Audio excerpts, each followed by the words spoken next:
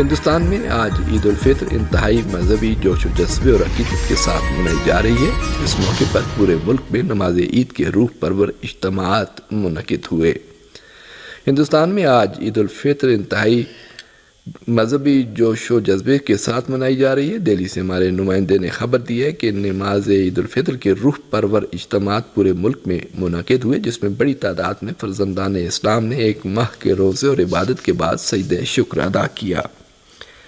نماز عید کے مرکزی اجتماعات دہلی کی جامع مسجد اور اسی طرح ممبئی، حیدرآباد، لکھنؤ اور ملک کے سبھی بڑے بڑے شہروں اور ساتھ ہی دیگر قصبہ جات میں منعقد ہوئے۔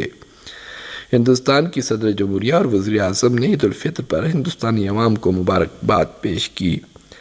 ہندوستان کے صدر نے اپنے مبارکباد کے پیغام میں کہا کہ عید الفطر ہمیں پرامن زندگی گزارنے اور معاشرے کی خوشحالی کے لیے کام کرنے کی ترغیب دلاتا ہے۔ انہوں نے اپنے پیغام میں کہا کہ میں تمام ہم وطنوں، خاص طور پر مسلمان بھائی بہنوں کو مبارکباد پیش کرتی ہوں۔ وزیر اعظم مودی نے عید الفطر کی مبارکباد پیش کرتے ہوئے کہا کہ عید کا مقدس تہوار ہمدردی، اتحاد اور امن کے جذبے کو مزید تقویت دیتا ہے۔ انہوں نے کہا کہ سب لوگ مل کر پورے ملک میں عید الفطر کے موقع پر آپسی بھائی چارے اور اتحاد کا مظاہرہ کریں اور کمزور طبقوں کی مدد کریں۔ ہندوستان کی ریاست مغربی بنگال کی وزیر اعلیٰ ممتا بنرجی نے عید کے موقع پر ایک اجتماع سے خطاب کرتے ہوئے کہا کہ وہ ملک کے لیے جان دے دیں گی، مگر UCC اور CAA بنگال میں نافذ نہیں ہونے دیں گی۔ ریاست مغربی بنگال کی وزیر اعلیٰ اور TMC رہنما ممتا بنرجی نے آج کولکتہ میں نماز عید کے موقع پر ایک بڑے اجتماع میں حصہ لیا۔ انہوں نے اس موقع پر کہا کہ وہ ملک کے لیے جان تو دے دیں گی، لیکن UCC، NRC اور CAA نافذ نہیں ہونے دیں گی۔ ممتا بنرجی نے کہا کہ یہ خوشیوں کی عید ہے، یہ طاقت دینے کی عید ہے۔ ان کا کہنا تھا کہ عید کو ایک مہینے تک روزہ رکھنے کے بعد منانا بہت بڑی بات ہے۔ ان کا کہنا تھا کہ ہم ملک کے لیے خون بہانے کو تیار ہیں، لیکن وطن کے لیے ظلم برداشت نہیں کریں گے۔ یہ پہلا موقع ہے جب ممتا بنرجی نے یونیفارم سول کوڈ پر بھی کھل کر بات کی۔ انہوں نے BJP پر حملہ کرتے ہوئے کہا کہ CBI اور دیگر ایجنسیاں BJP کی بھائی ہیں۔ مبصرین کا کہنا ہے کہ عام انتخابات سے قبل عید کے موقع پر ممتا بنرجی کا یہ بیان مسلمان ووٹروں کو اپنی جانب راغب کرنے کی ایک بڑی کوشش ہے۔ پاکستان کے صوبہ بلوچستان کے علاقے میں درگاہ شاہ نورانی جانے والے ٹرک کے حادثے میں ایک اور زخمی دم توڑ گیا، جس کے بعد جاں بحق ہونے والوں کی تعداد 18 ہو گئی۔ درگاہ شاہ نورانی جانے والی زائرین سے یہ بھرا ہوا ٹرک ایام پیر کے قریب بے قابو ہو کر کھائی میں جا گرا، جس میں 17 زائرین جاں بحق ہو گئے۔ پولیس حکام کے مطابق حادثے کا ایک اور زخمی دم توڑ گیا، جس کے بعد جاں بحق ہونے والوں کی تعداد 18 ہوگی، جبکہ 26 زخمی ہیں اور متعدد افراد کی حالت تاحال تشویشناک ہے۔ غاصب سونی حکومت کی جارح فوج نے جمعرات کو بھی غربی اردن کے مختلف علاقوں اور شمالی مقبوضہ بیت المقدس پر حملہ کیا۔ دوسری جانب سونی فوجیوں نے غزہ میں الگ الگ مقامات پر حملے کر کے دسیوں فلسطینیوں کو شہید کر دیا، جن میں امدادی ایجنسی UNRWA سے وابستہ ایک اسکول پر حملے میں بھی متعدد فلسطینی شہید ہوئے۔ فلسطین اليوم کے حوالے سے IRNA کی رپورٹ کے مطابق غاصب سونی حکومت کی جارح فوج نے جمعرات کو بھی غربی اردن کے مختلف علاقوں من جملہ جنین اور العراقہ پر بمباری کی۔ دنی اسنا سیونی فوجیوں نے ولید غوادر کو، جنہیں 12 سال قید میں رکھے جانے کے بعد رہا کیا گیا تھا، پھر گرفتار کر لیا۔ انہیں جنین میں بیر باشا میں گرفتار کیا گیا۔ ادھر سیونی حکومت نے کریم شاہین کو بھی، جنہیں حال ہی میں رہا کیا گیا تھا، اور اسی طرح مہدی الملاح کو شہر طولکرم کے محلہ الاقصی سے گرفتار کر لیا گیا ہے۔ سیونی فوج نے الخلیل پر بھی حملہ کر کے شہید فادق کے بھائی فراس کو گرفتار کیا ہے۔ سیونی فوجیوں نے غربی اردن کے شہر طولکرم میں ایک فلسطینی کو، جس کے گھر پر سیونی فوج نے حملہ کر کے حراست میں لے لیا تھا، اپنے ساتھ لے گئی۔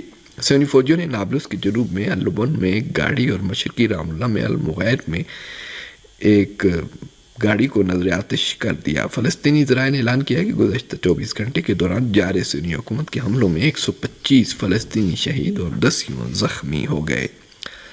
سونی فوج نے غزہ کے النصیرات کیمپ میں بین الاقوامی امدادی ایجنسی انروا سے وابستہ ایک اسکول پر بھی وحشیانہ حملہ کیا، جس میں کم سے کم 5 فلسطینی شہید اور متعدد دیگر زخمی ہوئے۔ فلسطین کی وزارت صحت نے اعلان کیا ہے کہ مغربی غزہ میں غاصب اسرائیلی فوج کی بمباری کے نتیجے میں متعدد فلسطینی شہید اور متعدد دیگر زخمی ہو گئے۔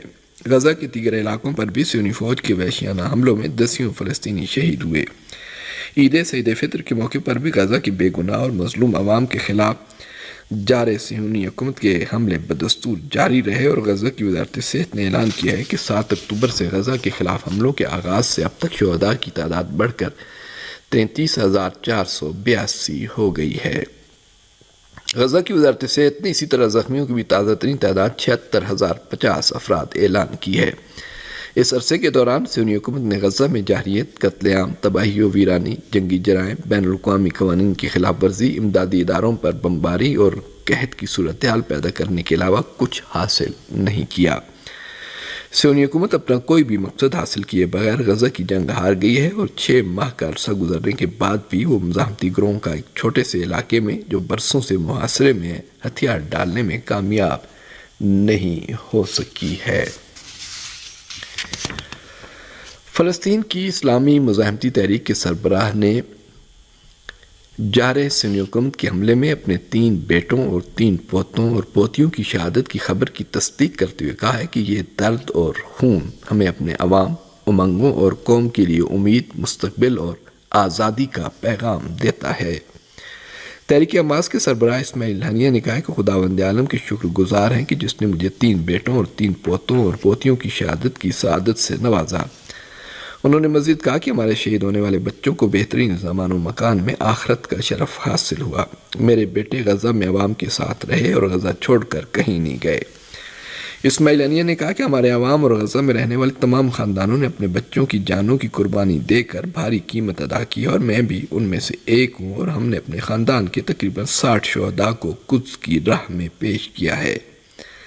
حماس کے سربراہ اسماعیل ہنیہ نے کہا کہ غاصبوں کا خیال ہے کہ وہ مزاحمتی گروہوں کے رہنماؤں کے بچوں کو نشانہ بنا کر ہمارے عوام کے عزم کو کمزور کر رہے ہیں، لیکن ہم غاصبوں کو یہ بتانا چاہتے ہیں کہ یہ خون ہمیں اپنے اصولوں اور اپنی سرزمین پر باقی رہنے کے عزم کو مزید مستحکم کرے گا۔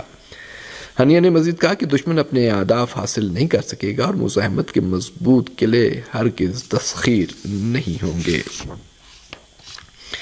ایران کے صدر سید ابراہیم رئیسی نے کہا کہ صہیونی جرائم کے مقابلے میں ایک مؤثر طریقہ یہ ہے کہ اسلامی ممالک غاصب صہیونی حکومت کے ساتھ اپنے سیاسی اور اقتصادی تعلقات منقطع کر لیں۔ صدر مملکت سید ابراہیم رئیسی نے ترکیہ کے صدر رجب طیب اردوغان کے ساتھ ٹیلی فونی گفتگو میں شام میں ایران کے سفارتی مرکز پر صہیونی حکومت کے حملے کی مذمت میں انقرہ کے موقف کی قدردانی کرتے ہوئے کہا کہ غاصب صہیونی حکومت کے اس وحشیانہ جرم کی سزا اسے دی جائے گی۔ انہوں نے کہا کہ صہیونی جرائم کے مقابلے میں ایک مؤثر طریقہ یہ بھی ہے کہ اسلامی ممالک غاصب صہیونی حکومت کے ساتھ اپنے سبھی سیاسی اور اقتصادی تعلقات منقطع کر لیں۔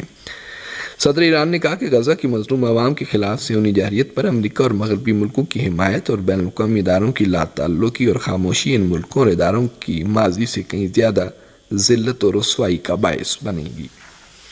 اس ٹیلی فونی گفتگو میں ترکیہ کے صدر رجب طیب اردوغان نے بھی دمشق میں ایران کے قونصل سیکشن پر صہیونی حکومت کے حملے کی ایک بار پھر مذمت کی، اور غاصب صہیونی حکومت کی جارحانہ ماہیت کی طرف اشارہ کرتے ہوئے کہا کہ غاصب صہیونی حکومت اس وقت ماضی سے کہیں زیادہ تنہا اور الگ تھلگ ہو گئی ہے، اور اس سے کہیں زیادہ اس غاصب حکومت سے نفرت اور بیزاری کا اظہار۔ مقبوضہ علاقوں میں نیتن یاہو کے خلاف کیا جانے والا احتجاجی مظاہرہ اس وقت تشدد کی شکل اختیار کر گیا جب صہیونی پولیس نے مظاہرین پر حلہ بول دیا۔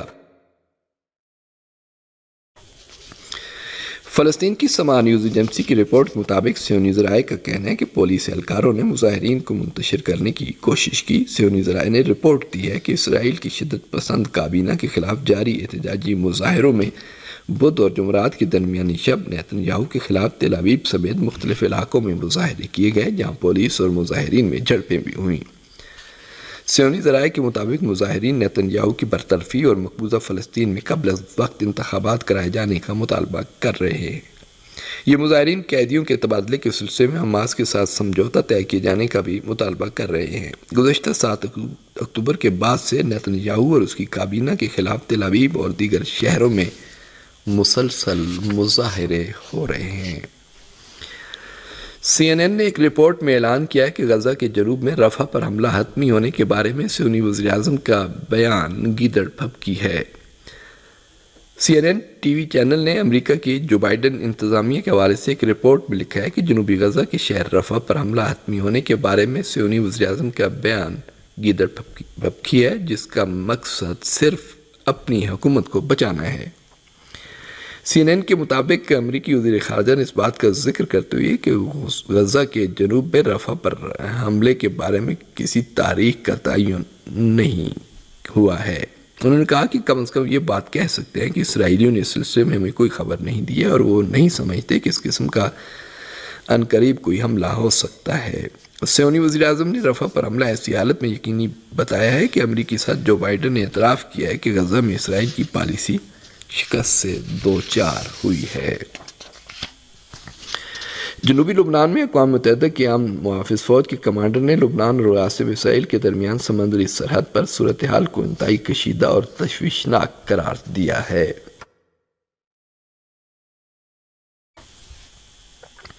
اسنا کی رپورٹ کے مطابق جنوبی لبنان میں اقوام متحدہ کی عام محافظ فوج کے کمانڈر لازارو نے ایک بیان میں لبنان اور اسرائیل کے درمیان سمندری سرحد پر صورتحال کو انتہائی کشیدہ اور تشویشناک قرار دیتے ہوئے ایسے کسی بھی اقدام سے گریز کیے جانے کی ضرورت پر زور دیا ہے کہ جس سے کشیدگی میں مزید اضافہ ہو سکتا ہے۔ یونیفل کے کمانڈر نے لبنان اور سیونی حکومت کے درمیان جنگ کے خطرے کو ایک حقیقت بتایا ہے۔ یونیفل کے کمانڈر نے کہا کہ گزشتہ اکتوبر سے یونیفل نے تمام فریقوں سے قرارداد 1701 پر کاربند رہنے کی ضرورت پر تاکید کی ہے اور کشیدگی روکنے کی ہر ممکن کوشش کی گئی ہے۔ اس کمانڈر نے کہا کہ سفارتکاری سے اگر صورتحال کو مزید کنٹرول نہ کیا گیا تو